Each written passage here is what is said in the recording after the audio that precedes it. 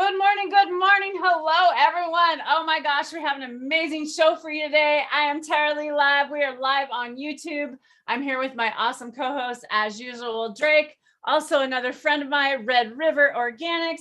And then this amazing soul, Miss Kitty down here that I had the opportunity to meet in a cannabis chat. So let's all take a smoke, take a breather, say hello to everybody, have a little chit chat, and then we're going to talk about some medical information about what Kitty is using cannabis for, how she's medicating with it. And I'm super excited to dive into this. So thanks for joining us this morning, Kitty. Hello. What are you going to smoke on? Let's smoke. I am absolutely thrilled to be here. I feel like I need to put on my customer service voice just a little bit, but so I'm going to try my best not to. Good morning. My name's Kitty. Thanks for being here. I hope I made you laugh. I'm not in trouble. Okay, we're good. I think we're going to do a dab this morning. I have no idea what it is. I just know it's from Raw Garden. No idea what it is, but looking forward to it. And I'm just grateful to be here. And good morning, everybody. Morning. I'm Drake. Hello. What are you going to be smoking on today? Cheers. Finally switched up some of that Hella jelly, formerly the Jelly Rancher from Humboldt Seed Co. A couple phenos. One of them came out cold, pretty nice. And it's got some nice flavor to it, kind of like more like Sungrown 707 was saying, a little bit of like the watermelon. What was the fucking name? One of those watermelon fake candy, cool vibes. The other one has more of a, I call it like the L'Oreal No Tears fake strawberry from like the early 2000s. It's got like that smacks you in the face with like fake terps. It's so crazy because it's from the plant. It's one of those weird ones that's just, an odd scent to wrap your head around, being completely natural. But yeah, nonetheless, jumping into that. Awesome. What are you smoking on today, Red River?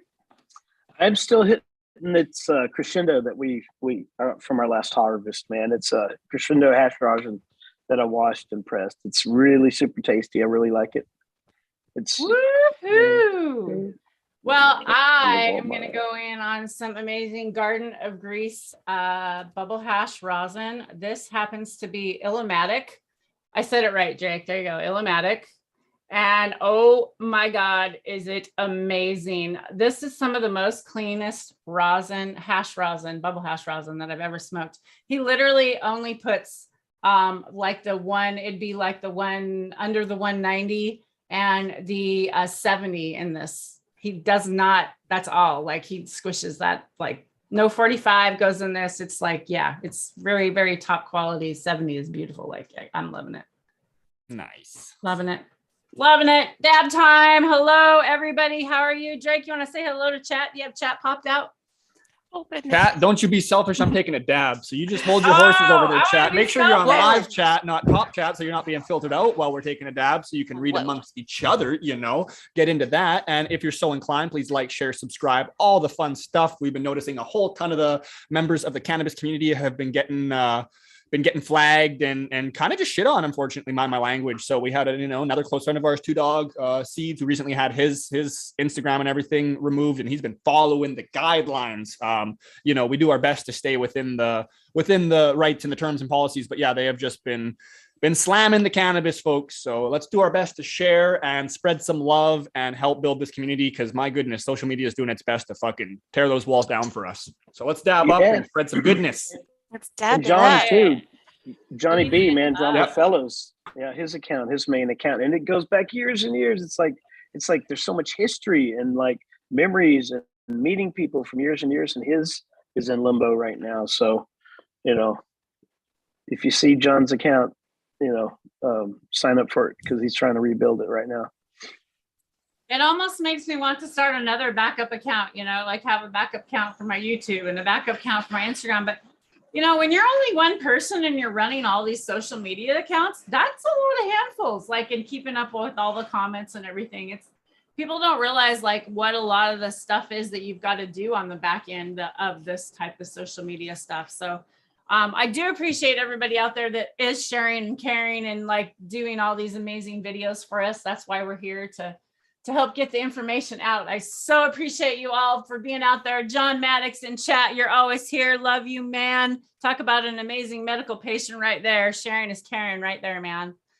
Love you, John. Getting this dab in here.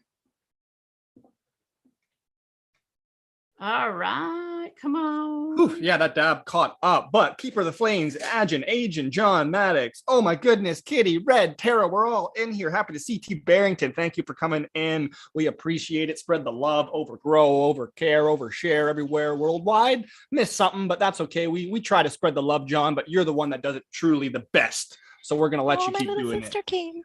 Oh, that's epic. Cheers. Thank you for tuning in. We appreciate it. And we're so happy to have Big Sister on with us. Hello, hello. Yeah. So, pardon, Kitty, what'd you say? Like, I'm so easily amused. That's awesome, though. It's awesome to have family support. That's really, really, really cool. So, where do we want to start first? Like maybe when you first consumed it? I don't know. Where do you want to start? I'll let you start. How about that? I mean, it depends. What version of the story do you want? Do you want my full story, or do you want just specifically my cannabis story? Because they kind of intertwine. My experience with epilepsy is very, very weird. I have drug-resistant epilepsy. I also have refractory epilepsy, and I have a dead spot on my central midline. Okay, wait. Back up, because I got to get into this because I really don't know what it all means. So let's talk a little bit about it. Okay, epilepsy. Well, I know what that means. Okay. What was the second part you said? The second part is I have drug-resistant epilepsy. Drug-resistant. Okay, wow. Drug-resistant, which means standard pharmaceuticals will only work for a certain period of time for me before my body builds up a tolerance and starts rejecting them. They no longer work. I will only start to feel the negative side effects. In addition to that, I have refractory epilepsy, which means there's damage done to where my focal point is. And I have a central midline focal point, which is like right about this part of your brain. That's where a lot of like math and stuff is stored, and social graces, and it's an important one. Wow. Yeah, I can imagine. It's a pretty important one. And after many years, I was originally diagnosed in 2001. And it is now 2022. I was okay. Told, so what age were you diagnosed? What age? I was diagnosed at 12. 12. At 12. Okay. Wow. So leading up to that, like what were you going through before you were diagnosed? Like it was literally a normal first day of school. It was August 28th, 2001, my first day of 7th grade. But it turns out my seizures actually stem from a head injury when I was 3 years old. I fell off of a ledge. My eyes turned black. I was never taken to the hospital or anything to have it looked at. Even though my mom was in the medical field, it was never really addressed. It was seen for years as just ADHD or me not processing things the right way. There were certain behaviors that happened. In particular, one that happened for the longest time was bedwetting. And most kids age out of that. We wouldn't find out for years later that that was me having seizures in the middle of the night. We wouldn't find that out until years later. After talking with neurologists and shrinks. Thinking you're getting in trouble for wetting the bed all the time and you're having a seizure. Oh my God, I can't believe the mental stress of that and feeling that. Oh my God. Yeah, wow. Especially because they really didn't know much in regards to my particular case then. So 2001 comes around, I have my first full body seizure in front of my family.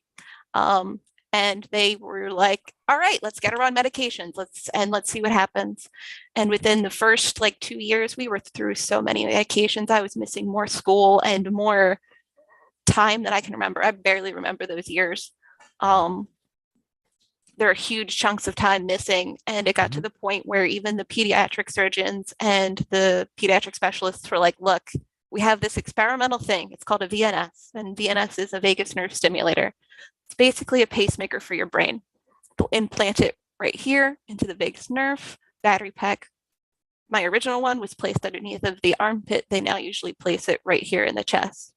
And that actually gave me a quality of life for the better part of 10 years, which was incredible until it started to fail. And that's when cannabis came into my life, because it was like, I don't like the side effects of the medications.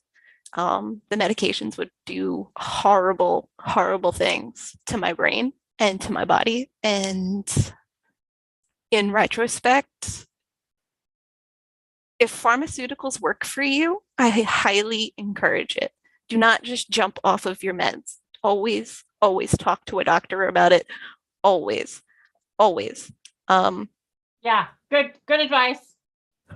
Always, Good advice. always. Don't just jump off your bed. And, you know, in my case, cannabis was an absolute last resort for me because I was so afraid. I was brought up, you know, everything's going to make you have a seizure. Everything's going to kill you. Everything's going to kill you. I was 13, 14 years old, and they told me I wasn't going to see 18. They didn't think the VNS was going to work for me. You know, turning 18, they were like, you'll be lucky if you see 21. 21, they told me I would be lucky if I see 30. I'm 33 this year.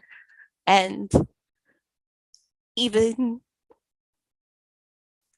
the blood, people I call that are related to me by blood, had a funeral a long time ago for me. But the people I call family now, I am grateful for, because without them, I wouldn't be here. They help me every day. People like you, Tara, people like TARDIS, the community, really opened my eyes, and I was not prepared for the wealth of information and the support and love the cannabis community gave me when I came to them and was like, look, here's my situation, help me. And it's been a ride, and it's been incredible. My cat just broke into my room. He clearly knows I'm upset. He's like, Mom. Hey, buddies, always having a buddy. Yep, he is. He is my stoner cat too. This one will steal Q-tips out of the trash can if I don't cover them. He's the reason why I have so many mason jars. He's my little weed thief. Looking right now, scourging. Catnip, She's man. busy. Maybe I'll He's get right back something good. there. Yes, Cool he's cat in his burglar. little basket. He's near his little Cat burglar. tauntaun. He is. He literally is a cat burglar. I Well, completely forgot. girlfriend, I am so glad you're still here with us today. I can't imagine going through like having doctors putting numbers and time frames on your lifespan. Like, you know, like I have not had that happen to me. So like literally I literally cannot imagine like because I hear of this, you know, like people going, oh, you're going to be lucky. Like you hear this all the time of like Down syndrome people or, you know, stuff like that. Like they always put this limitations. Like, why do doctors do that? It's so weird. If placebo is a real thing, like, why would you put a number on things? Like, I don't know, just saying. It's kind of weird for me. Like, why wouldn't you go in there with, we're going to kick its ass and we're going to do this, and like the most enthusiastic attitude? It's just so like, I don't know, but maybe they have to be realistic or they'll get sued. I don't know. Maybe that's it. Yeah, there's a little this, little that, but I appreciate so much. I want to say as well, like, just thank you for speaking to this and talking about what you've gone through, because it's just that's kind of like the next hardest thing to actually going through it, is being able to speak about it. And like you can clearly see how passionate it is, and it's because this is 100% your livelihood and everything you've been going through. So like it's so important for others to see these things, because then when you have someone that's in a similar case that's maybe just not as open or doesn't have the opportunity to be able to speak on it, and they can just hear someone and relate and just kind of get that little extra bit of hope from someone that's been through it. It's just so important. And then just to have that correlation with cannabis and that unison working in, of course, with like everything we're about, being patients and activists ourselves, it's just, you know, so heartwarming and lovely to hear. So again, thank you so much for even just being willing to talk about these things. Again, I'm just honored to be here, and I can't stress that to you guys enough. My husband downstairs can attest to it. Before I became a part of the cannabis community, I was the biggest person against it. I was so hard against it. It wasn't even funny because of the way I was brought up. It was like, oh no, if you do it, you're gonna have a seizure, not it could possibly help your seizures. But as I started to age out of the medications and the VNS started to fail, especially when they went to replace it, I think it's 5 years now was when they went to replace it the last time. My body actually rejected it. The battery pack in my armpit had started to die, and they went to replace it and they reinserted it into my chest. And there was trace amounts of nickel on it. and I am violently allergic to nickel. Oh, no. So it actually started to reject out of my chest, and they couldn't completely remove the system. So part of the wire is scarred into my nerve in my throat. And that affects your vagus nerve, affects everything.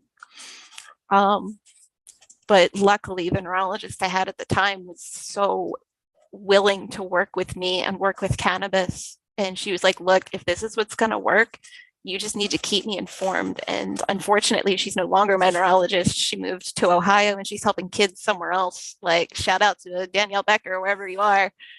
You're an amazing, amazing neurologist.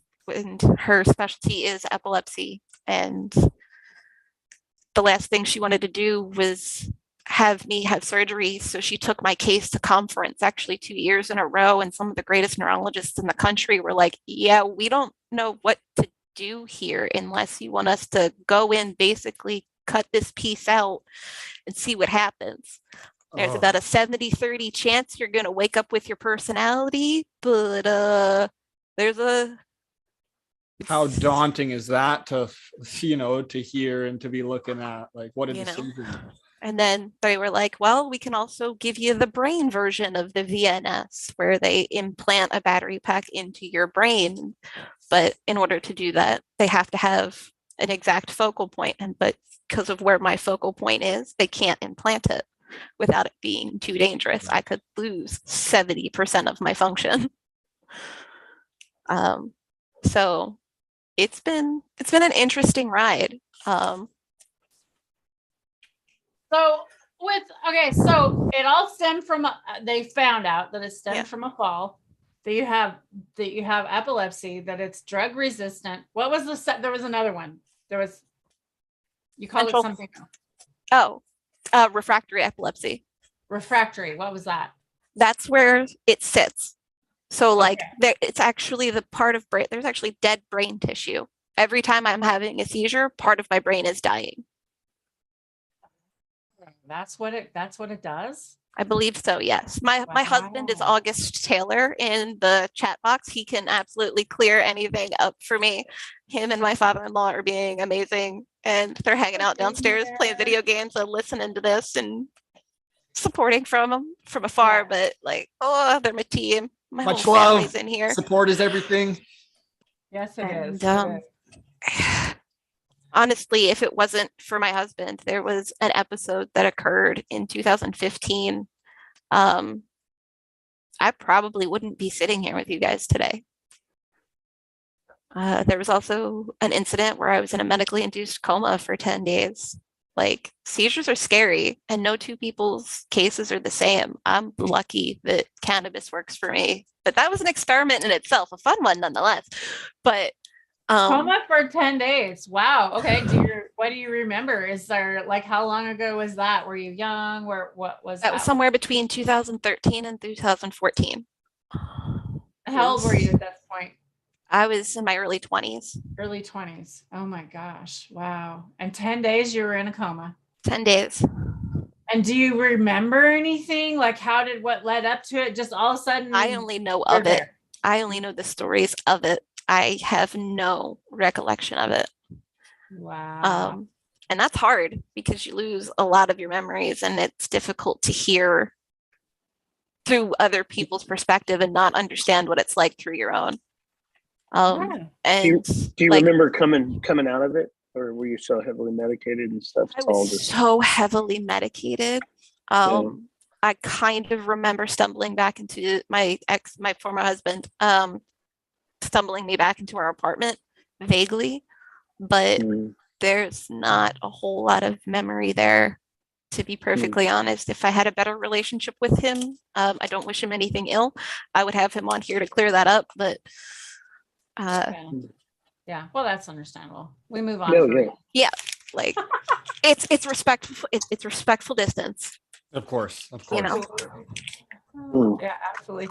So so when did you first then realize that cannabis helps for this? How did that come about then? And how did that get introduced? All of my friends were stoners. And Okay. I was the only one who didn't smoke. And one day somebody was like, look, watch this documentary. And it was about Charlotte's Web. So I sat there, and 90 minutes later, I'm on the internet trying to get a hold of anything and everything I can that's similar to Charlotte's Web. And it just kind of stemmed from there. It really was just from a friend suggesting it and being like, maybe you should try this for your seizures. What's the worst that happens? You chill out, you eat something. Like, worst case scenario, you're going to eat something and pass out. Like, that's the worst thing that could possibly happen. And as I researched it further and I learned more and I started reading other people's stories, I was more excited to try it. And event one day, it was just like, all right, let's do it. Let's jump in full feet. So at how many years had you time frame have been dealing with pharmaceuticals up until you tried cannabis? You were 10 years. 10 years. Okay. So you're medicating with pharmaceuticals for 10 years. You finally try cannabis. And what does it do? Like, what did you notice instantly? Did you notice anything instantly? It felt like instant freedom. Really? If I'm going to be perfectly honest, it felt like instant freedom. I wasn't on any pharmaceuticals at the time. I was purely relying on the vagus nerve stimulator. And I wasn't scared for the first time that an incident that something wasn't going to happen. I was okay going out in public. I wasn't afraid. I could feel the weight lifted. And that's honestly the best way I can describe it. Incredible. Is it was like a weight was lifted. It's beautiful. And I love when that happens. Like every time I find a strain that's like that, particularly like my go-to strain is GMO. Love it. That is my go-to daily driver. I didn't think it would be either, but GMO is chef's kiss. Just It's gives my what personal, you need, right? It presses all of the buttons. It covers the seizures. It covers the PTSD. It covers the anxiety. It covers all of the stuff. Your medicine. It became the medication. And even my current neurologist understands that while she has me on a pharmaceutical, my main medication is the marijuana. It's the only thing that's kept us out of the hospital for so long. I'm actually, I think 3 months, maybe longer, without an incident. Nice. So that's a big deal. That's so unique how everybody it seems like who has a serious condition that's treating it with cannabis. A lot of people that I know seems like they have like that one strain. Oh, that's the one. You know what I mean? Like for you, it's GMO. For me, it's this old OG. For other, I have friends. It's like it's some friends. It's the Jackarere. Some friends. It's the Mimosa. Swear by it. Yeah, some it's the Sunday Driver for PTSD. But I just it's so wonderful how this plant can just be so encompassing. All these different varieties. So keep trying. You might find the one that works for you. It's all about if you can try them. I kind of like the smorgasbord. I like a plethora of them. So like, yeah, I'm kind of spoiled. I've got some amazing hash I get to smoke. So like, so back to Kitty. I'm going to take a nice big fat dab. Do you want to take a smoke for a minute, take a smoke break and give you a minute to chat and say hello to everybody in chat here. Thanks for being here, August. Really appreciate you. Really, really appreciate you. Thank you, sweetheart. Tom. August, thank you, sweetheart. Okay, so 13 years on Big Pharma. Okay. He's like, I love that he's like correcting everything and making sure it's right. He is my memory. Without him, I don't have one these days. That's awesome. Thank you so much for all the feedback. Yeah, 13 plus years Big Pharma, saying you originally described it as like a calm when you finally tried it. So that's super cool. Because it's just firsthand, right? Sometimes you can't explain these feelings, especially when you have another unexplainable feeling that you can't convey to someone else either, because they're not experiencing that whole, in your instance, like different illness or different circumstance. And it's sometimes it just feels that way. There's no other way to explain it. So that's very important information too. The bookkeeper, hey. That's awesome. That's my husband. See, my husband does all that too, Kitty. I have John. That side too. So yeah, I have a significant other, and thank God, because we're the yin and the yang, right? Like they help us do that other part. We're not that, that they complete us, right? Exactly. John hasn't had an episode since 2012, he's saying, and coincidentally might have stopped on his other medications or something along those lines. So either way, we're glad that you haven't had an instance, and hopefully that just ongoing. And for everyone out there that is experiencing anything, you just got to keep trying and like try to keep that positivity and optimism up. And it's tough sometimes, but talking with others can sometimes be all you need, and having those buddies, right? Sometimes a buddy will know just right when to come into the room to make you smile. Well said, Drake. Well said.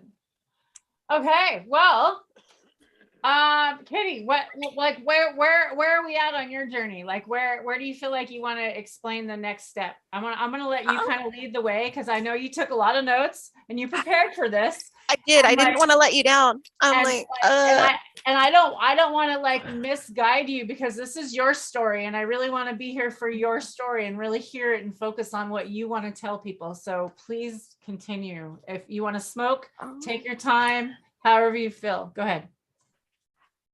You guys are more than welcome to smoke. I can sit here and ramble. Go ahead. I can ramble away while you guys go. One of the most interesting things that we learned during my journey with not only cannabis and epilepsy, but epilepsy in general, is how tied to mental health these things are. And it was a couple of years ago, we found out that I actually have a relative who can, if I listen to the sound of their voice, will trigger me to have a seizure.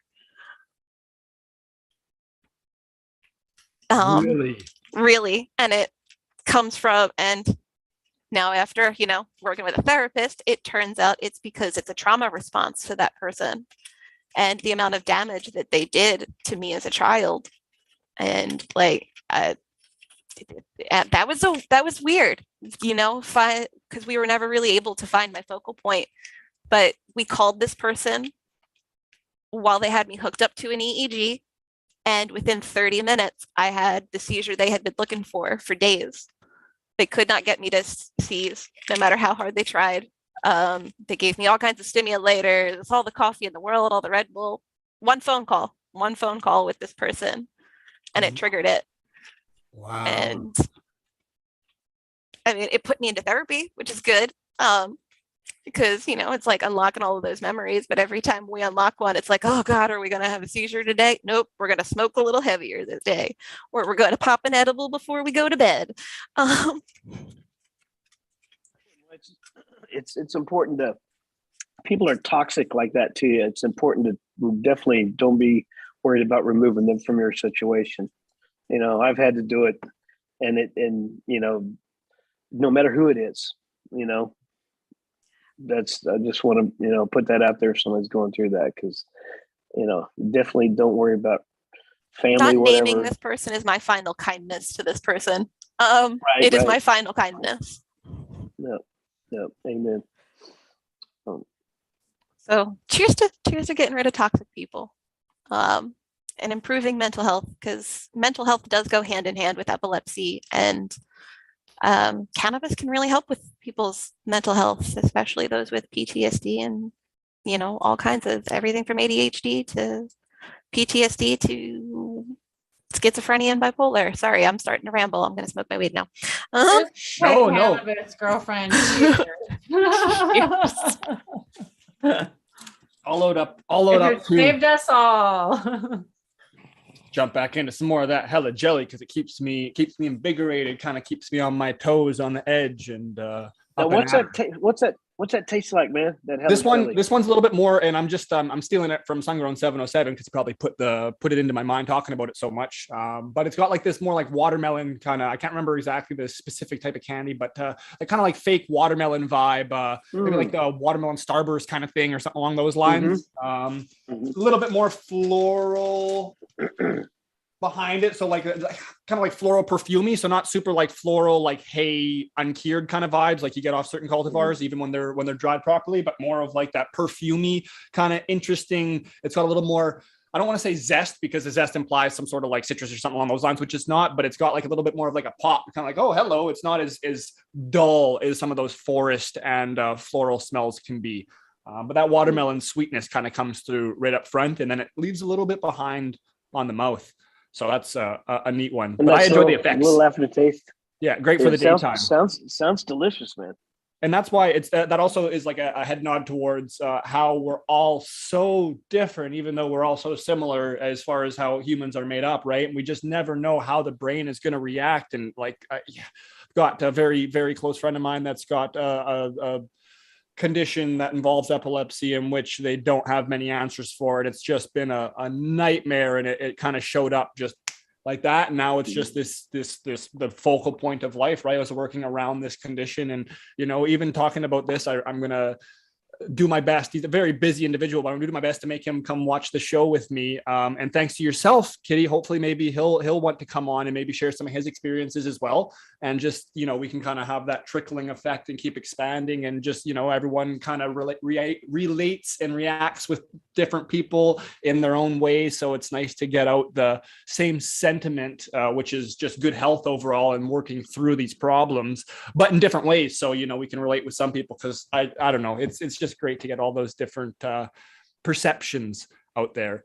But the main thing is how different we all are, right? And like with yourself, just saying like how you could find that somehow this is correlated to just being able to speak to someone and having like an audible sensation actually be a trigger. And like, it's just, it's incredible in a horrible way, unfortunately, but incredible nonetheless, just the correlations.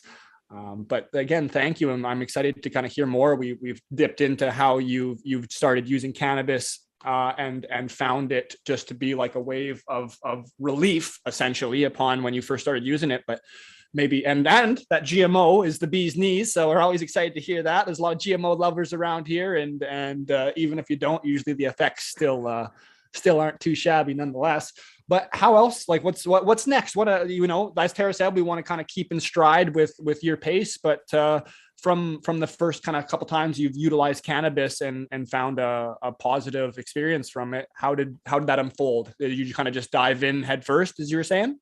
Yeah, it was just kind of diving in head first. One of my favorite experiences to share is definitely with edibles. Edibles have been a lifesaver, because I'm somebody, again, with the epilepsy, they gave me a timeline a long time ago. I have 0 F's to give. If I die today, I'm good. I'm good with the person that I am. I'm at peace with the person that I am. It's cool. Just smoke my weed, burn my body up, roll a joint, smoke as much weed and laugh. That's all I ask when I go. But the edibles, like, that's fun. I'm a theme park whore. I am a whore for a roller coaster. And one of the biggest things they tell you when you're epileptic is you're not allowed on a roller coaster because it bounces your head around too much. Yeah, well, eat my asshole. 150 milligrams, and I'm good for the day. I could pop 3 gummies in the morning, totaling out to 150 milligrams. I'm great for 12 hours. Like, I can tolerate people, unless they try and go after, like, my husband or my nephew. Other than that, I'm good. Like, I'm everybody's best friend. Long lasting, right? And it's a long lasting effect. And like, there's that midday stretch where something just pops and cracks, and you get this wonderful wave of, oh, I'm high again. Edibles have not always been my friend. So let's talk edibles for a bit.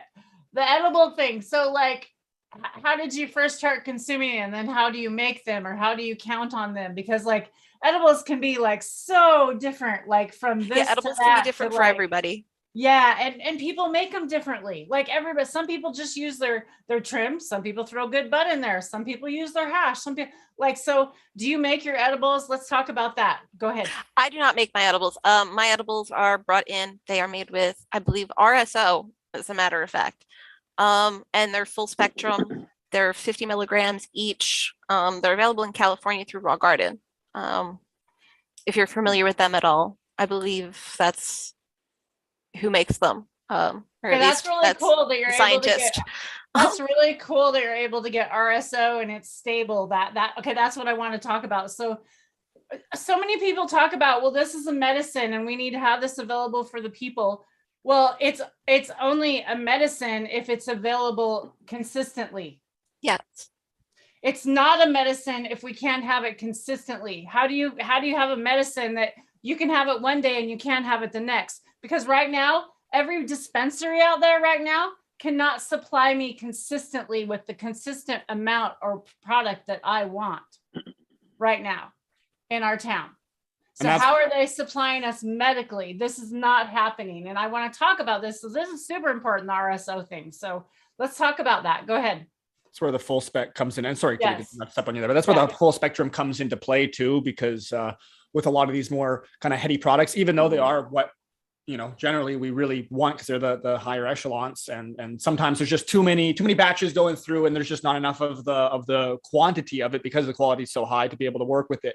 But we do find a lot of patients still are able to get a baseline and kind of have that better daily point of life from a full spectrum product, which is generally a product that can be made out of either not the craziest of top end product, or with some of the other end, like the smalls, the lows, the trims, the other material that's not quite as visually and aesthetically pleasing, so that it's getting sold for a high dollar in the store. So anyways, what I'm getting at is you can still make a solid product, but they can make it for a lot cheaper, and we just need to get the products out for a proper price so that there is that availability, because then there's going to be places that have these 100 liters, 200 liters, very large facilities that are supplying dispensaries that have such a large amount of these smalls and these products that they can actually keep like a same product of a full spectrum, concentrate in stock. And then you can have that baseline you can work with. And then for certain things, like finding like maybe some GMO hash rods or something's a favorite thing, you can incorporate that throughout the day and utilize it as needed.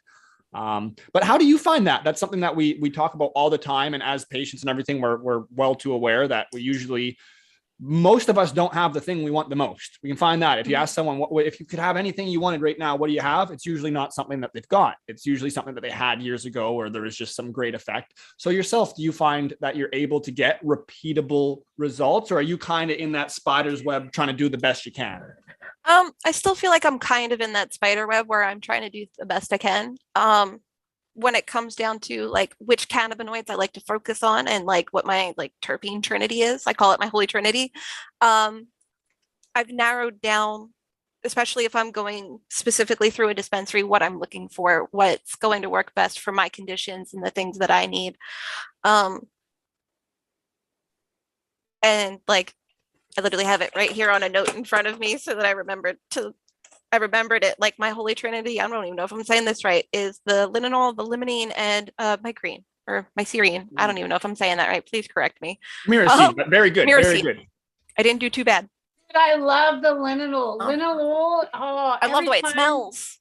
Every time I take a hit with it, it's soothing on the throat. It's not like it's not as caustic on all of those like live rosins are like their terpenes are so volatile and they're like so but that linalool just like calms it down. It's that lavender scent that also soothes you, right? And it's also an anti-inflammatory. On the spot quiz, Mr. Gangier, linalool, where is it commonly found? Do you have one thing where you could commonly find linalool? Are you familiar with that one at all? I could tell you that one. Well, just with it. You're muted, You're muted, Red. You're keeping us on the edge. I'm muted the whole time. You're leaving me on the edge of my seat. I'm so sorry. No, I was spaced out.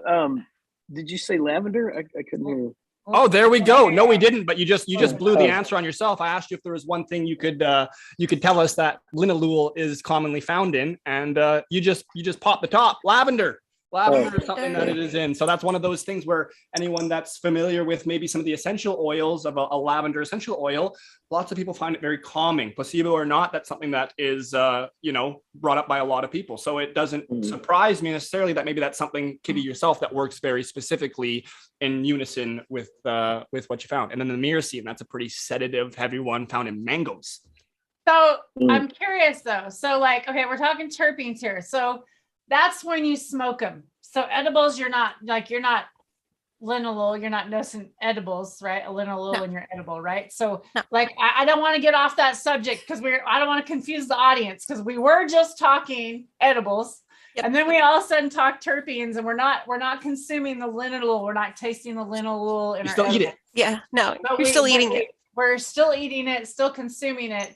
How are you consuming your edibles? So you're using RSO. Are you making gummies? I think is what your partner It's usually said. traditionally gummies, yes. But I don't think we said it in here. It was just being typed in here. So I wanted to go over that. So gummies, yummy. I love gummies. Gummies are not the easiest to make though. They're not. They can are be not gross. Some Easy. people, And people out there, if this is like your first time making edibles, don't try gummies. Don't no, try take the easy road gummies. and go butter. Brownies, make brownies, cookies. Cookies, man. Yeah. My Don't little try gummies. peanut butter drop cookies. They got about 100, 120 I milligrams love in each gummies, one. but leave those are Yeah. people that like already know how to do this stuff because they get moldy. You don't mix up the stuff, the cannabinoids or the medicine, the RSO, if you don't mix it up, or rosin or whatever you're using, if you don't mix it up enough, one gummy is like really like hyper likely strong and the other one's not so much. So you're just not consistent. So just be aware that that's just gummies are just a little bit more of a mastery type skill to try and work on. So did you ever used to do capsules? Because capsules, I find a lot of people do capsules. Did you like that at all? Yes, I quite enjoyed the capsules, especially because if there was an instant of emergency, capsules are pretty much tincture. They're just in a capsule. You could instantly release them underneath of the tongue. That was another thing that we found to be very effective when it came to aiding my seizures was tinctures. It's just a quick squirt of a small amount underneath of the tongue, and they would stop in the middle of it, and that's so less harsh on the body than trying to get Ativan in somebody's system. You know, while they're flopping around like a fish, it's a lot easier to just slide an eyedropper in the side than it is trying to force a pill down somebody's throat. Pardon, like the ugliness of that description. There's just the reality of it. Unfortunately, it's the reality of it. Those are the videos with children that have these conditions in which, you know, I'm thankful at least that the parents took it upon themselves and took the burden of putting these out on social media, but showing some of these children and the cases they're having and that exact thing you're talking about. But now, you know, it's always adds that impact the younger you go, of course, because for whatever, it's just the way people are. But when you have like a 3 to a 5-year-old that's seizing out and then you're able to see this medicine working within seconds and aiding that. And then when you understand, like yourself, when you're saying, yes, there's potentially parts of my brain that are dying every time I go through this, and those may never come back. You know, in the past, we'd say that would definitely never come back, but nonetheless, it's a horrible thing. So it's like to be able to mitigate that at any level. How could you speak against it, right? Precisely. Okay, where are we at, Kitty? Where are we on your journey? Let's go next. Oh, I don't even know. I just bounced around so much. Does anybody have any questions on the RSO in chat here? If you got any questions, everybody's like loving your story. Everybody's just like, yeah, we're like, you can tell when people don't chat a lot, that means they're really listening to the story and they really like what they're hearing. And like that actually, yeah, it actually like, so don't like, yeah, it's exactly. I'm really enjoying the story because literally I don't know anything about epilepsy other than I've only been around a few people. So like I'm learning a lot. And the more that I can learn, the more that I can introduce somebody else that might have this, you know, I can introduce them like, hey, go check this out. I don't have it, but this other person has it. And how much more likely are you willing to listen to someone that has the same thing that you have versus someone that has no fucking clue what you're talking about? Just saying. And in regards to the RSO, to the full spec, this day and age, we're generally always referring to ethanol extracted concentrate.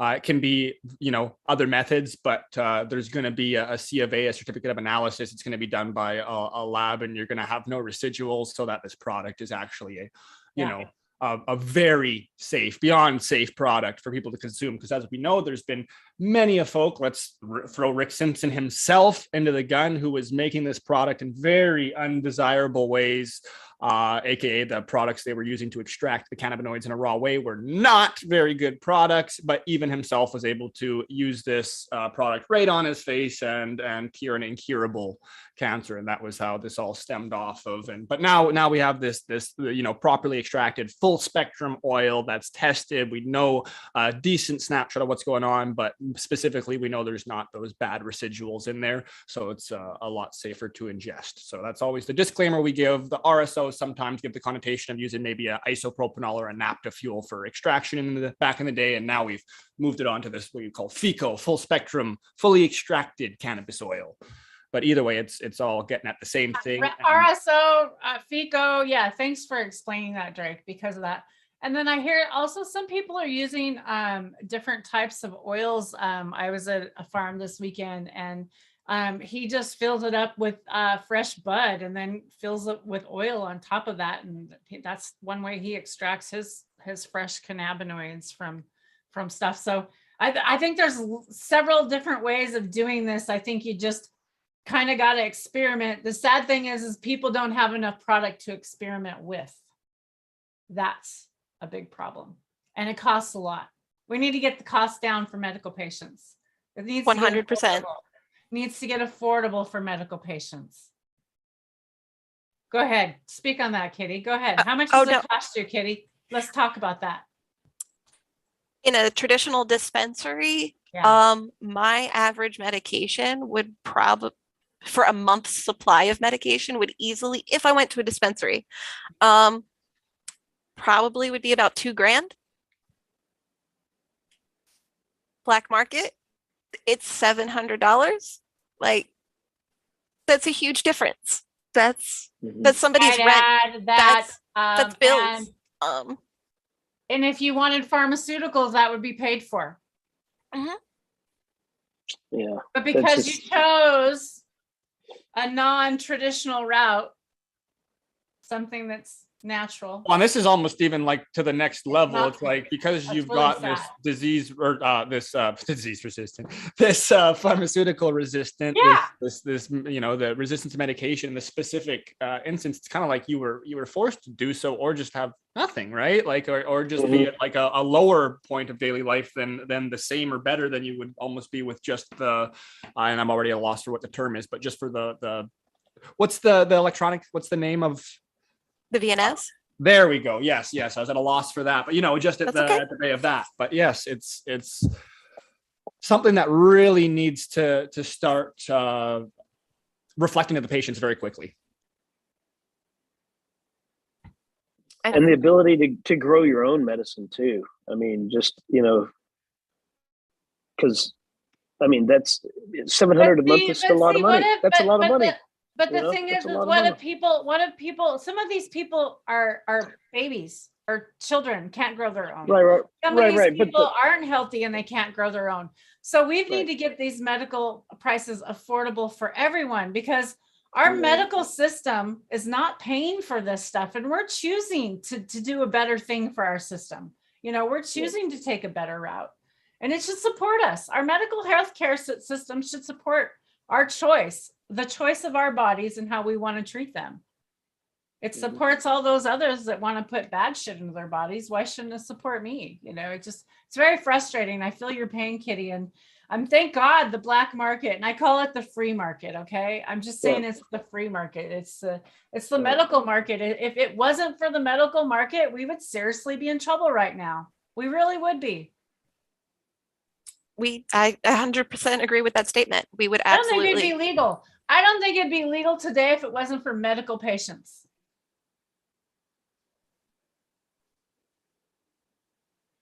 Oh, legacy growers, everyone that's been putting the work in, been sacrificing everything for this, and especially the people that on top of that weren't doing it strictly for a monetary value, but were actually doing it for patients, that were providing this to others, putting themselves in risk, being in the hot seat just because they're doing what they think is right.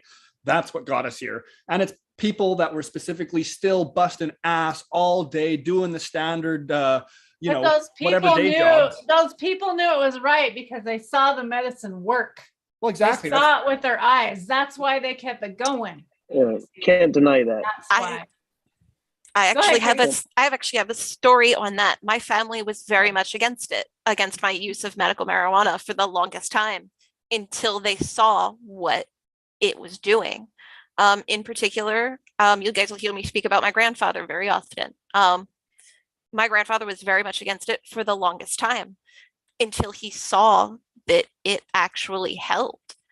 And it took him seeing it for him to believe that it wasn't just, oh, you're just doing this because you're a kid and you want to get high. No, Grandpa, it's a real thing, and it really does help people more often. It's a shame that it comes with such a connotation, with such that connotation is the wrong word, that stigmatism that, oh, you're using it just because you want to get lit. No, people are doing this because they don't want to suffer.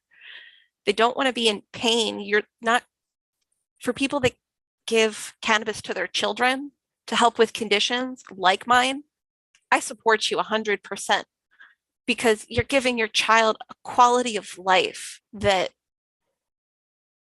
words cannot describe. I resent that I wasn't given that option as a child.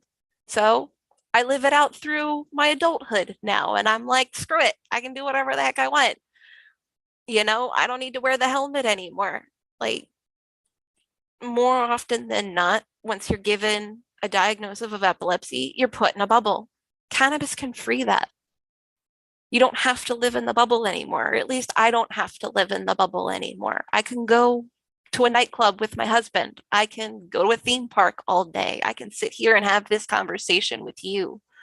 And even though my anxiety is through the roof, it's gonna be okay because the weed's kicking in and it's like, yeah, it's good. You're safe. These people aren't gonna hurt you. And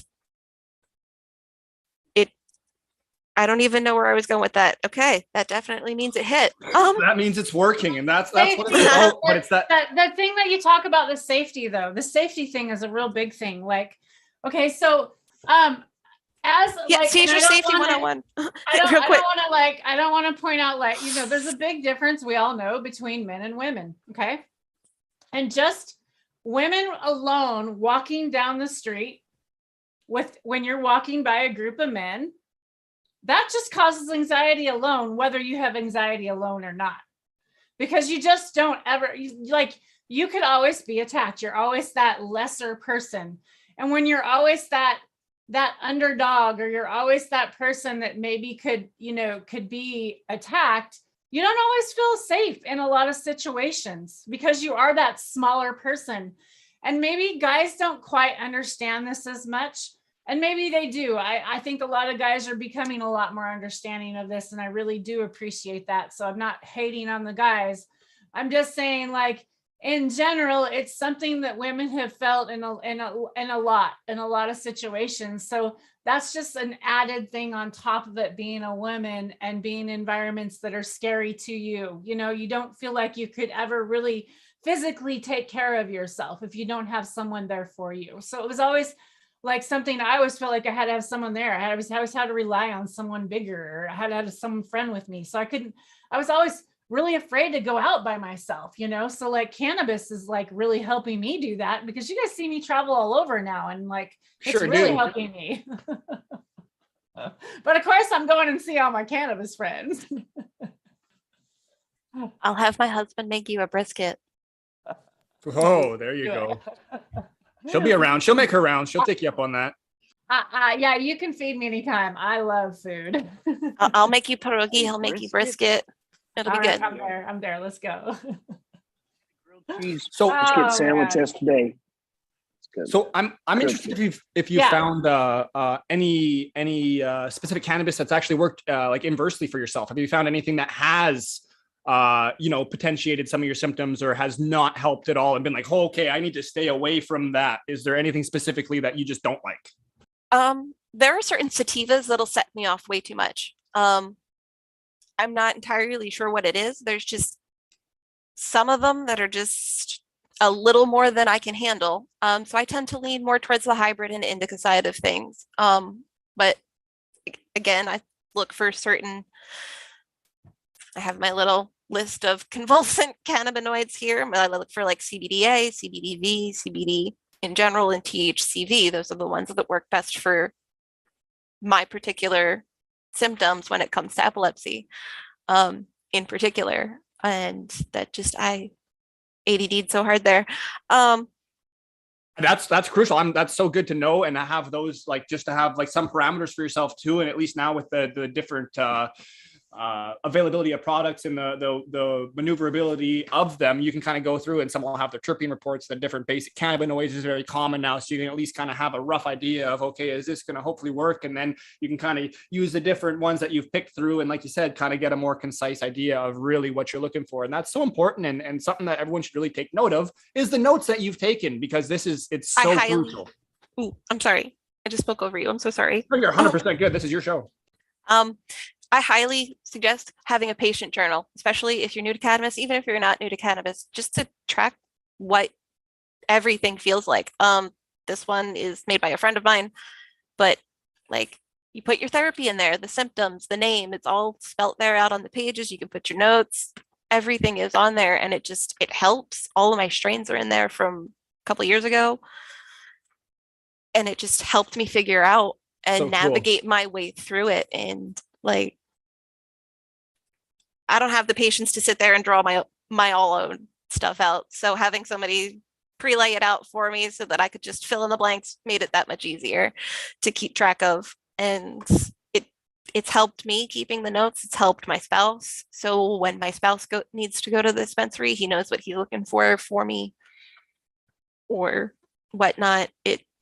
That's great. Helps me share education as he's going. Yep. He's like, she documents it all. And I do. I look up every strain I have. I research it thoroughly before I pick and choose. Different things are going to do different things. Okay, I'm done. Mimosa was speaking of those strains, Mimosa was one of those strains, man. Smelled delicious, tasted delicious. Got me so freaking anxious I didn't want to leave the room. I mean, I was just like, oh no, so super sativa, man. But then I have a friend who actually, he's like he takes kind of like Ritalin to like calm down, and he was all about it. It like calmed him down. The trip pack can just, like different people, it can have like different effects. But yeah, mimosa's one, man. And I mean, I loved it. It smelled so good, tasted so good, but I couldn't be around people when I was on it, man. It was like, yeah. So I like that you're talking about taking notes too, because that's super important to take note of like how things are affecting you and like be aware of that. I don't think enough people like actually stop and go, okay, I'm going to smoke one cultivar in the morning and I'm going to really see what it's going to do, because everybody's so busy right now. Everybody thinks they don't have time to do this. And this is like we're trying to treat like our bodies as a full body, right? We need to treat our full body. We're not just treating one part doesn't affect another. We got to be real with this, like, right? Just like y'all are growers out there, the full plant is a whole healthy plant. The full body is a whole healthy body, from the toes to the head, everything around your environment. So you need to start treating everything as a full thing. So everything that you start consuming, whether it's even visual, you're consuming things visually, you're consuming things vocally, all that mental stuff plays into what you're consuming daily. It's not just what you consume, what goes into your mouth becomes your health. You really need to start thinking about everything, consuming everything as a whole, and how you can bring that in. So I want to go into, let's talk about like your triggers. Like this is consuming, right? So triggers, things that would trigger you. A voice would trigger you. You were triggered by a voice. Okay, so because there was this one voice, have you found that while you're out in public or on a radio or somewhere out, have you heard a similar voice that's almost set you off, that you were like, oh, wait, that's not that person? Have you been that close? I'm curious. Actually, yes. Okay. It happened not too long ago. My aunt called me, and well, let's just put it out there. This person is my mother. My biological mother is this person. I cannot listen to their voice without it causing a reaction. When my aunt spoke to me, probably about 2 years ago at the beginning of COVID, was the last time I felt that like tenseness and shakiness and that kind of sense. And I don't miss it. I don't miss it at all. There's certain phrases I'll hear or certain tones in public that I'll hear, and it's like having a skittish, almost oh shit reaction, like I'm so It's relating with you right now. it's like a PTSD response. There's no other way to really describe it. And like the things finding out, especially now as an adult, finding out the things my mother did to make my illness worse, as a way to make my father pay, because they left within a year of me being diagnosed. My father decided he was done with their marriage, couldn't do it anymore. I had nothing to do with it. I know that. I'm okay with that. I'm at peace with that. My mother used my diagnosis and my disease as a way to manipulate my father, and I didn't find that out until later in life. That woman saw books like A Child Called It as a how to raise your kids manual. So she would actually try to induce my seizures and make it worse and make it play up. So it became very difficult for a long time to know if I was actually having a seizure or if this was just we're trying to keep mom calm kind of thing. And unlearning that is easier said than done, but has been worth it. Sorry. No, and especially at those ages, right? It's so confusing because you just don't know. You don't like. You'd never. It's so hard to even reflect upon. And again, like when Tara says, like you're hitting home, I totally get you. There's just certain things, like a certain cell phone ringer or something that's someone's specific tone or their voice. It's that's definitely. I think a lot of people are going through that. Drake has these triggers too. He and I talk a lot about these type of triggers, like like anxiety, like he was just saying, like certain alarms, like who right now. If you're sleeping in bed, here's a phone call at 3:00 in the morning and doesn't go, oh, fuck, what's going on? Like that's a big anxiety. So if people that don't have PTSD, like experience that anxiety, take that anxiety times 10.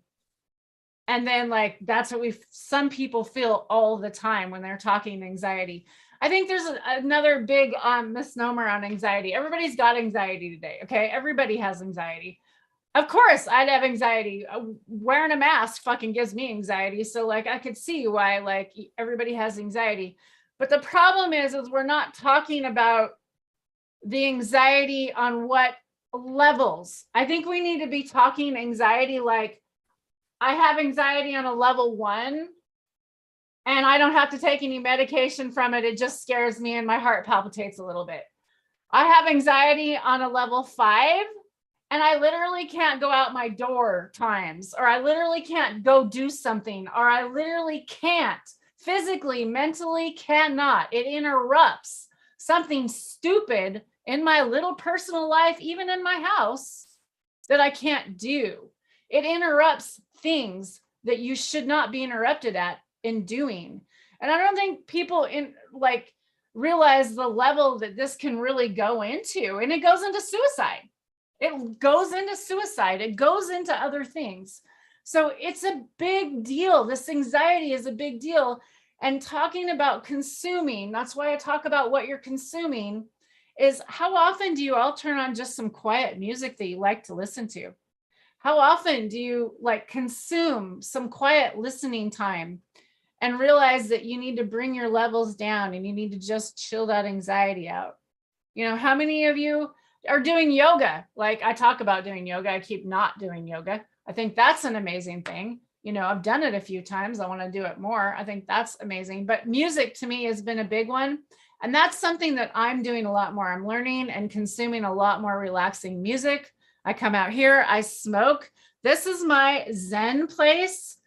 Everyone that smokes should have a Zen place. They should have a nice setup where they feel comfortable. It's their place where they can medicate and consume. And that's my only big advice I would definitely give today about that for medical patients. Kitty, let's hear your story. Let's go on. I 100% agree with you. Having that space is absolutely necessary. You need to be able to relax and just vibe in your own, I love my husband. This is my she den. I love our bedroom. Don't get me wrong. I love the rest of our house, but my she den is mine. It's absolutely necessary to have that safe space wherever, even if it's just a small corner or a small table in your home. it's important to have that space to relax.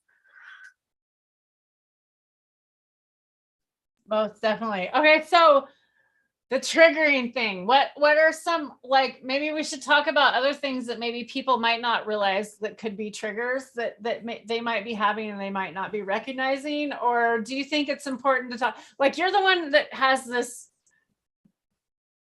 experience? Okay. No, I'm saying experience, like your personal experience. So like there might be something you feel like that maybe you felt like you should know, or something you might know, and I want you to go ahead and put that out there. Go ahead. I feel like a common misconception is that everybody with epilepsy is photosensitive.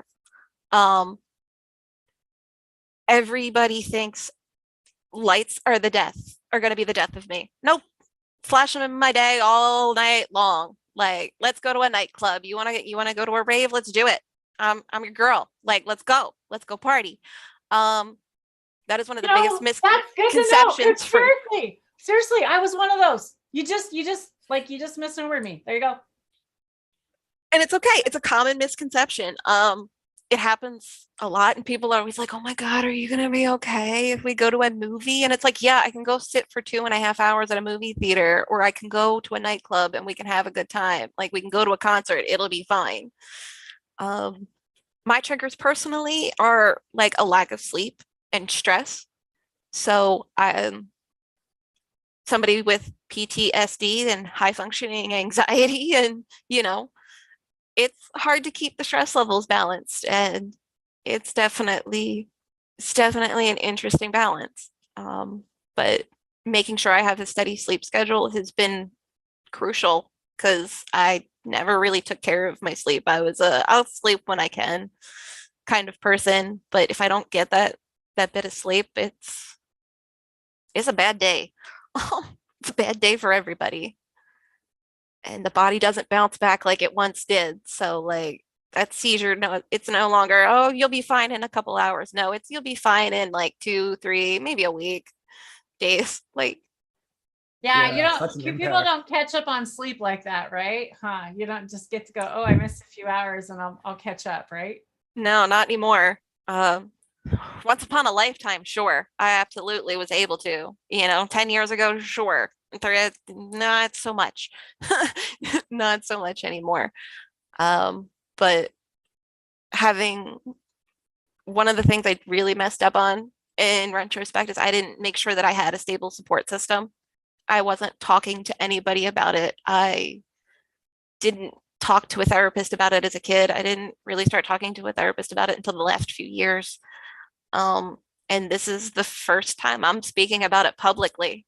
So, like, this is big. I even warned my family. I was like, if you watch this, there's going to be things you might not like. There's going to be things said that you're not going to like, and I hope you can forgive me for that.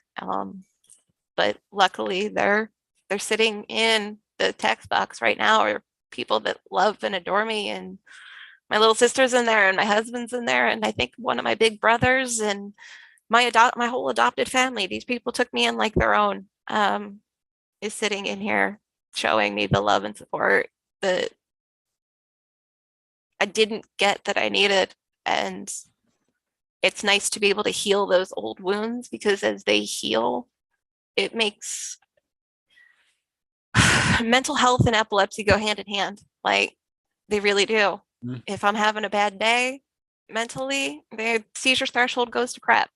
That also applies women, ladies out there, listen to me, ladies with epilepsy, your period affects your seizure threshold. Fun fact, it plummets. It absolutely plummets. Wow. Okay. Plummets because of the whole cycle. Okay, so how much of this is also the cycle on the earth, the full moon cycle? How much is that part of this? Have you looked at that at all? I haven't, actually. Very curious. But I probably should. Very curious. If waves are affected by this, think about it. I don't know. I'm just kind of curious. It's definitely something I'll have to look into. I feel like I'm highly sensitive around the full moons. Like I feel like there's just this weird energies and this like, I can't describe it sometimes. I haven't really thought about it, and I don't want to lie to you and make something up. No, that's okay. But see, this is something we can go on and talk about in the future. I love it that this We is definitely can. You know, this is definitely what. So isolates. Have you played around with any isolates at all for your seizures at all? Like, do you know like other than like, okay, you know terpenes when you smoke them, but like isolates for consuming, or like do you just like, would you consume a large amount of CBD? Like could that do anything? Absolutely. Okay, go ahead. I would highly encourage large amounts of CBD, especially if you're looking for something that's like spasms and anti-seizure. Definitely stay in the CBD spectrum. I have my convulsing cannabinoids list. Would you be someone that, okay, you're consuming now, would you like to have more access to CBD, straight isolate to CBD? If you could have more straight isolate CBD at an affordable price, would you go with that? Or do you like staying with the full spectrum? Where are you at on that?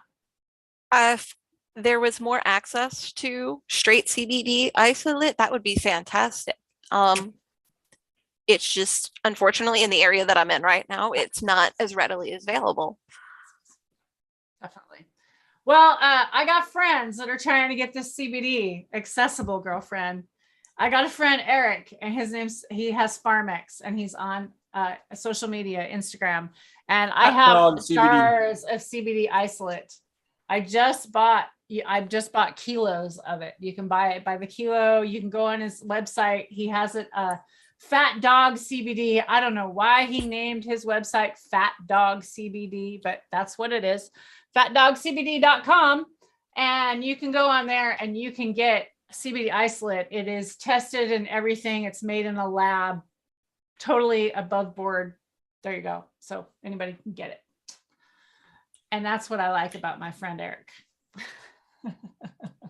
Well, Eric and I are gonna have to be friends. Yeah, we're gonna have to get you some of that because I would like to send you some so you can try that, because my sister-in-law tried it and is like not using her walker now, and like, yeah, there's like crazy stuff. I'm curious, Kitty, have you bought in CBD isolate before? No, I think I've only been gifted it. Okay. Are you familiar at all with the price range in your area, or probably not because you don't buy it? Probably not, because I don't buy it. I'm also new to the area that I've just moved to. I only recently moved to the area that I'm in about 3 months ago. Oh yeah. Well, there you go. And I mean, congratulations. You're probably settling in about now, just getting there. Yep. That was my promise to Tara. Was back in December. She asked me to do this, and I told her after we move, as soon as I settled into my she den, she was my first. My she den. That's awesome. And again, thank you so much. Again, just so much. Yeah, thank you guys for having me. And the reason I brought up the CBD too is because hopefully the prices will be, surprisingly affordable to a point where you can definitely incorporate as much CBD as you could possibly want in your daily routine to get that, point of life as high as fucking possible. And if you're not growing CBD flower, everybody should be growing some CBD flower. You should seriously be putting like, if you can, like maybe it's not legal in your area. Some states it's actually more illegal, I think, to grow hemp than it is actually cannabis. I think in my state, I actually have to be licensed to grow hemp in my state. I have to pay $1,200 to grow a hemp plant in my backyard. To have That's a hemp it? $1,200 for a That's year. it? Every year I have to pay $1,200 each year just to have a hemp plant, a CBD plant. Crazy, huh? Yeah. Well, who cares? We're going to throw some autoflowers out there this year and see what happens. There we go. Overgrow, overshare. Dab time. IMED says dab time. Let's take a dab. Okay, I'll take a dab. Let's do it. My Kitty, I really appreciate you coming on today, because not everybody is willing to always speak openly about, your medical experience and your stories, because especially when it deals with mental health. Mental health is a hard one. We all don't like to admit that we have mental health issues. So many of us do. And that's that's why so many of us have triggers, right? We're just already mad at something else and something happens and then we're like, wow, it's just crazy. Thank God for cannabis. Red, which puppet I'll on? dab to that. Oh, still hitting the crescendo over here. All I got a right. few more dabs over left. So I'm gonna finish it up. Torch.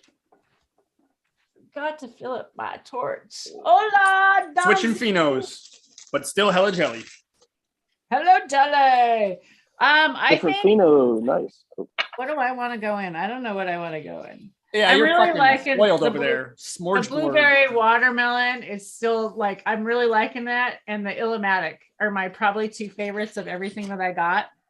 He had some GMO that was amazing. And I am not a GMO fan. I really, Kitty, I like to tell you, I wish I could get you this GMO that he had down there because it was fire. It was fire. Yeah, it looked, the GMO looked like this one. It was this color. It was literally that light color like that. It was light like that. It was so beautiful. That's the blueberry watermelon one. I think I'm going to go in on, what do I want to go in? Let's go in on the papaya punch. Here's papaya punch. We'll go in on that. And a lot of these guys are really only selling these jars by 2-gram jars. Like they're actually like, that's kind of what you're going to be paying now. So people, if you're like, getting used to any of that stuff, that's kind of what you're going to be averaging. If you buy fairly decent, $50 a gram for me, luckily, some on up to 80, 120, unfortunately, for some of this crap. Not crap. I mean, crap is in good crap. As in fire crap. That I had some amazing 6-star hash this weekend. Like it was full on melt, full on bubble, full on. I actually prefer the bubble hash rosin over the full on melt. I really do. I had full melt. I had straight on full melt. I had selection after selection on full melt this weekend or this last week. And I literally prefer the hash rosin. That's just me right now. Maybe I'll change in the future. I don't know. But today, as of 3/5 of 2022, this is what I'm claiming. So Kitty, how do you like to consume? Do you like flower dabs? If money was no object, which we like to talk about because we need to talk about that, because if money really was an object, how would we like to consume and what would we like to consume? So go ahead. Ideally, I like flower. Personally, I realize a lot of things get lost during the combustion process. I just love that throat hit. It just does something. Right now though, I am going to dab with you guys and I quite enjoy it. Actually, I'm surprised how much I've enjoyed converting over to dabbing, especially with the little e-rig makes my life easy. It definitely makes life easier. It's one less thing I'm worried about dropping or shaking loose. Like you have the torch there, God forbid something happens. I set my house on fire. That would be my luck. But yeah, mostly flower and concentrates are definitely where I'm at. We keep a tincture around just in case of emergencies, in case there's an incident. There's always gummies in my house, always. At any given time, there's always gummies. I like that. You have a very full spectrum approach to it, which is a note too, because it keeps that baseline constant. And then you just have, individual tools to really utilize certain instances, right? Like you got that tincture for kind of the worst cases. You've got your other edibles and things that you can use throughout the day. You like puffing your joints, maybe sneak a couple dabs in here and there, like, a little bit of spice of life, even though it's that baseline. Maintaining that baseline thing is important. And like, do you have a certain amount, like do you eat edibles right before bed or anything you do before bed specifically? Or you don't need to do so? Not usually before bed. Usually for bed, I take a nice big dab and a flower bowl to the face, and then I pour myself into the bed and turn on Netflix and my cat and husband. The heartbeats are perfect. Enough said. You just know. But I already forgot what I was doing. Wow, good strain.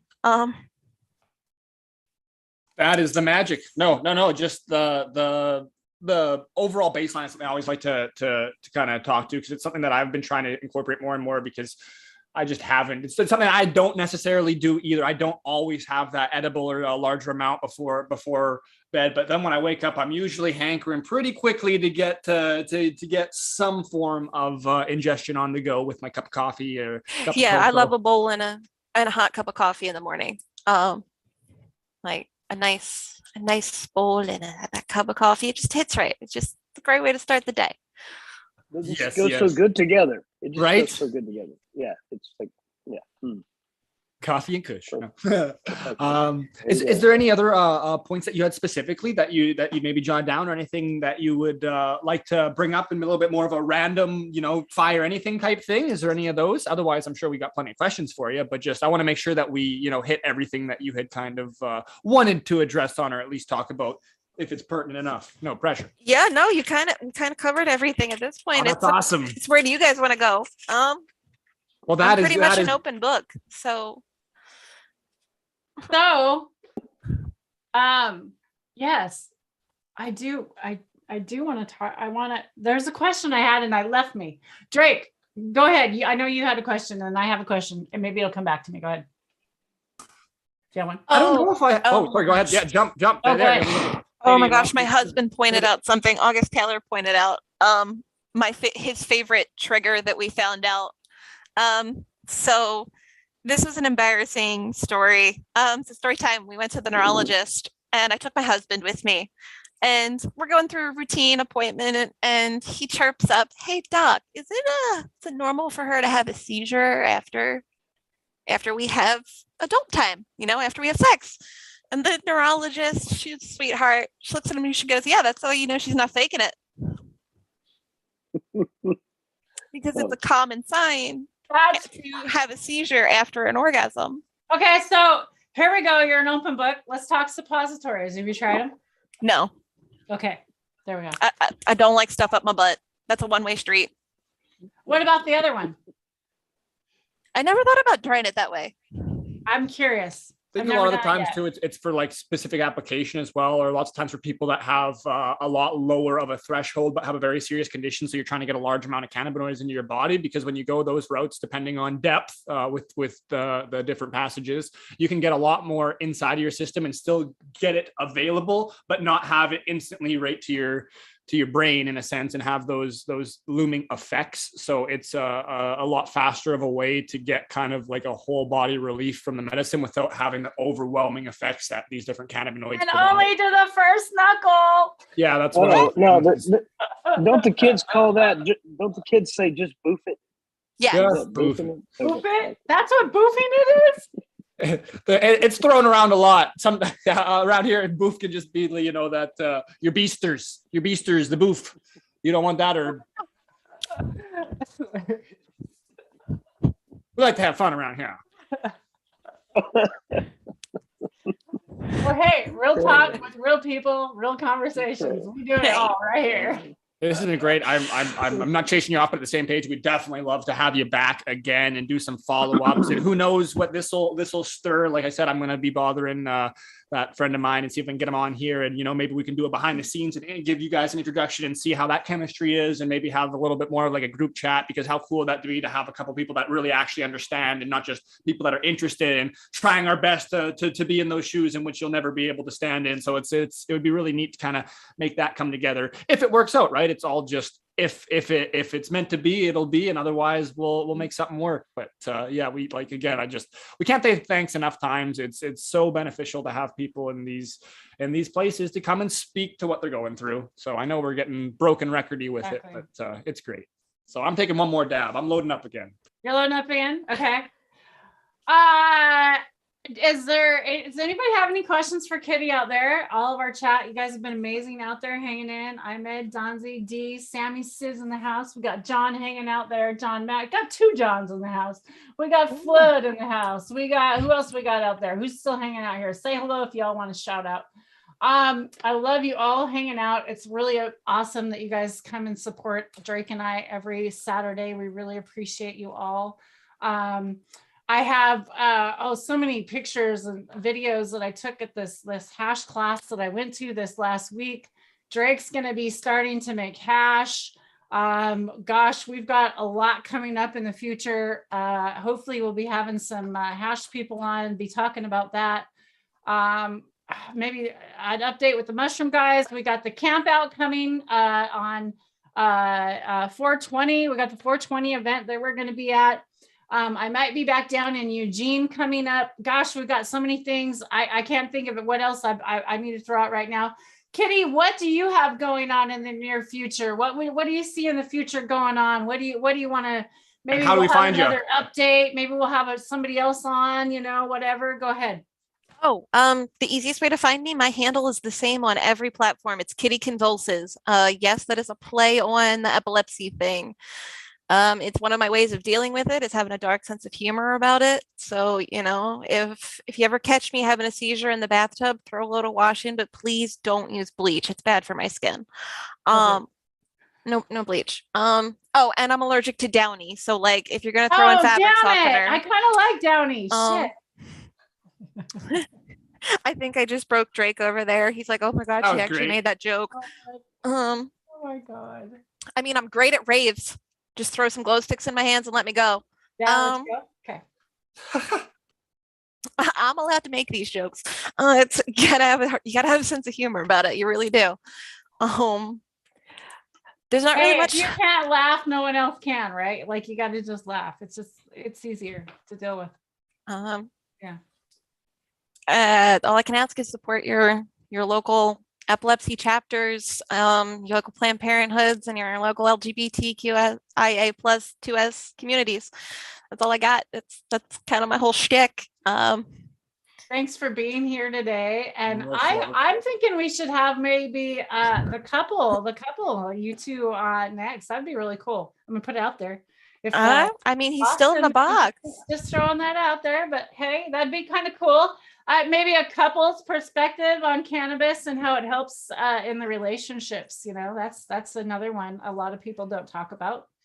It breaks barriers. It helps a lot of people be comfortable in things that they might not be, and helps open doors sometimes for conversations, and makes you appreciate one another. Take time for a moment and appreciate things around you, and appreciate those here. And I appreciate everyone in chat. Green Goddess hanging out. Thank you for being here. August, thank you for being in the house. Thank you for supporting this amazing, beautiful kitty. She is a lovely lady, and I am so lucky we have her on today. Are we not lucky, guys? Red, any final words today? I just hope everybody has a great rest of their weekend and enjoys some good natural medicine. And basically that's it. It was really nice I learned a lot today, and I appreciate Kitty sharing so much. I mean, that was really a blessing, and I'm glad she's here, and stoked to be experiencing this with her. So I hope you all have a great weekend, and that's basically it. Yeah, I can't thank you guys enough for having me. Thank you so much. It was my pleasure, and thank you. Oh, look, we got one question sneaking in. One last question. Does microdosing help Kitty with her epilepsy? And I'm guessing microdosing, he's meaning mushrooms. Have you microdosed mushrooms? So I have started playing with mushrooms for, and we bring this up on my show a lot. So I started for depression. I was really cannabis only got me so much, and then I just was not healing anymore. And so I stepped it up with microdosing, and it took me kind of the next level, and it's kind of unlocking things as we're going, and things are becoming very clear. I have never tripped. I don't plan on yet, maybe someday. So we do talk about microdosing. So that's kind of why the question come up. So have you ever microdosed? And if you want to talk about it, go ahead. Actually, yeah, I have. Last year I did for the first 2 times. I did 0.10 the first time, and then I went almost more than double, and I did 0.5.